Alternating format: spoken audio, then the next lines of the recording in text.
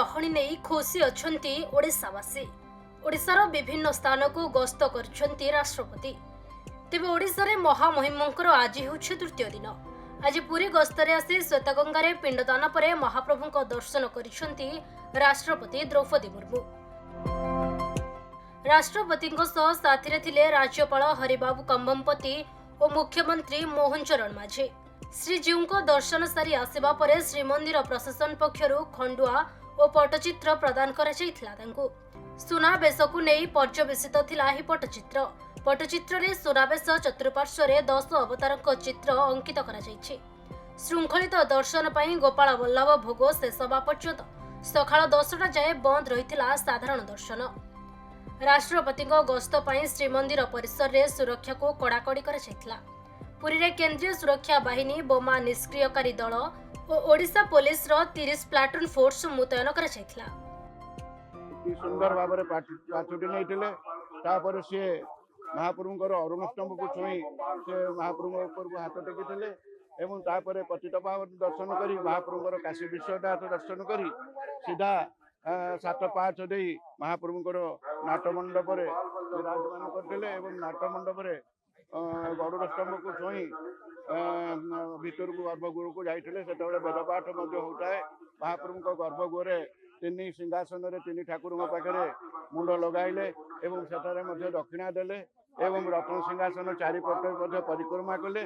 परिक्रमा करने पर सी आसी बेहरण द्वार पाखे पहुँचवा पर सेवायत मैंने विभिन्न उपढकन एवं मानपत्र देले। तापर से महाप्रभु मुक्तिमंडप को जाई मुक्तिमंडप ब्राह्मण मान आशीर्वाद भिक्षा करी तापर विमला मंदिर गले। विमला मंदिर पाखे पूजा करी विमला आशीर्वाद भिक्षा करी विमला मंदिर परिसर में किसी समय बसिले।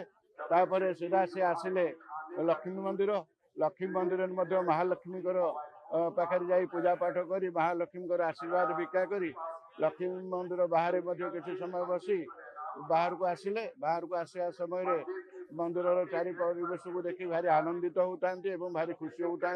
गरुड़ स्तंभ पाखे महाप्रभु से ठिया प्रणाम कले आ गरुड़ स्तंभ को मुंडिया मारे तापर गर्भगृह भीतर को गले। गर्भगृह महाप्रभु को दीप आरती कर परिक्रमा कले चतुर्था मूर्ति की दर्शन कले शास्त्रांग पणिपात कले महाप्रभु को किसी समय प्रार्थना करने पूजा करने फूल तुलसी सब चढ़िया दीप लगिला। श्रीमंडप आशीर्वाद नहीं माँ विमला मंदिर आशीर्वाद नहीं महालक्ष्मी मंदिर आशीर्वाद नहीं तापर जो प्रत्येक नीलचक्र बाना बांधी देली आ बाना मुंडिया मारी संकल्प कले 14 हाथर बाना बहुत खुशी है। ना आज नीलचक्र बाना ओडिया कथा जाना बहुत खुशी है। महामहिम राष्ट्रपति आज्ञा पुरी गस्तर द्वितीय दिन था जगन्नाथ दर्शन राज्य थिला।